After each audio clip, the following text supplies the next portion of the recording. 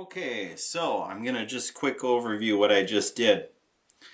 I took and I held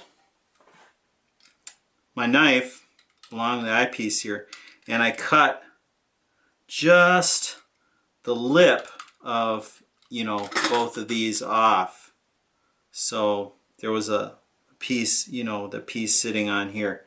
That the lip follows the metal piece for the A1. So the only piece of lip remaining now is at the bottom. All the others have been removed, but we have this notched so that it'll fit nicely. It'll center itself into my eyecup now. So the two become one, and that's the next step, is to glue them together, which I want to make sure that I get it right the first time because I don't want to have to do this again. So, all right. So I'm about to embark today on gluing my eyecup from the Canon F1 that I modified with my cuts here. Let's see if we can zoom in on this. This camera isn't very good. The NEX 5N takes much better video than the NEX 3, but I do have an NEX 3 and that's what we're looking through right now. Okay, so it doesn't focus too well. Here's my eyecup that we cut yesterday. So today we're going to take this eyecup and set it right in place where I was going to have it positioned here. Okay, now if you notice, with the proper positioning, the functionality of auto switching works, because remember, the electronic viewfinder actually has a sensor, and that sensor is right here. So when that sensor senses your face coming up to the viewfinder, it turns the viewfinder on and shuts the screen off. So when I move my pen out of the way, being our face, then the screen is back on, the viewfinder is off. So it's an automatic thing. Now, if we glue this eyecup on wrong, guess what? The viewfinder won't work. So we can take and put our face up to it and the screen is not coming on, back on. Now, if it's positioned properly, okay, the way I figured it out, it has to be just to the left. You see that? Just to the left a little bit. And if we go to the right at all and center it, guess what? It doesn't function. It's not functioning. But if we go to the left a little, so what we have to do is we have to mark that out. We have to mark that out so it works just right, because if it doesn't work right and we glue that eyecup on, we're in trouble. So we have our eyecup here. This is ready to go. I'm going to glue it now. So I put the plastic on top of the eyepiece here, and then I took the cup off before I put the plastic on, obviously. Put the saran wrap over it.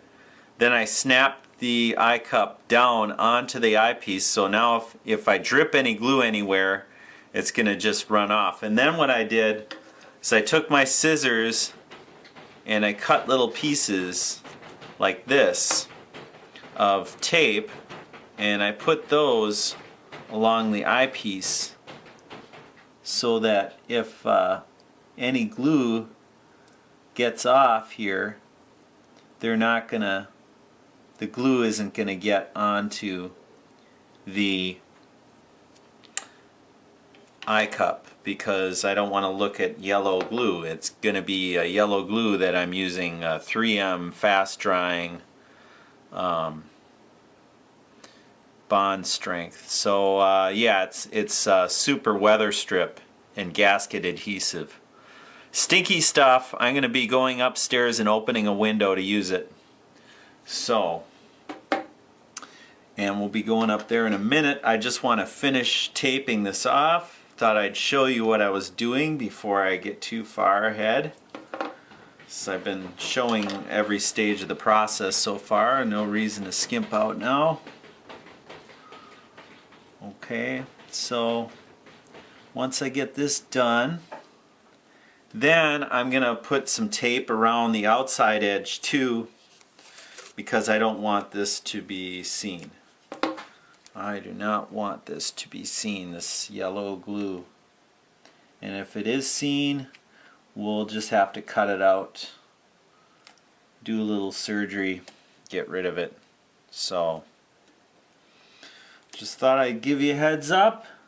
We're going to give ourselves a little bit, about a 32nd of an inch around the edge, so that we have a little bit of variability with the glue. Hopefully it won't make a mess, but if it does, we're prepared for it. That's the idea. I've got a brush and of course my glue, and now what I'm going to do is I'm going to take some of this glue, brush it onto the surfaces, both surfaces, here and here, you know, right here. And then after I do that, then I've got to let the glue dry. And then after the glue gets tacky, after it dries for a little bit, then we'll be able to mate the surfaces and call it good.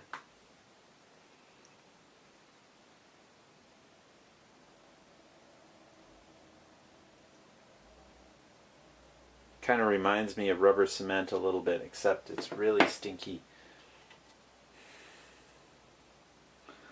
Okay, so here we go. There it is. And as you can see, the cup turned out pretty good. I used super glue along the edge there, and it was kind of a tricky process here, because first of all I used that gasket cement first, and it turned out to be really like rubber cement, and it wasn't really a strong bond. So it was a good thing I did it that way, because I just ended up, you can see there's a little bit of residue here. I ended up using the super glue that I intended to use to begin with, and I had told everyone that I was going to try using the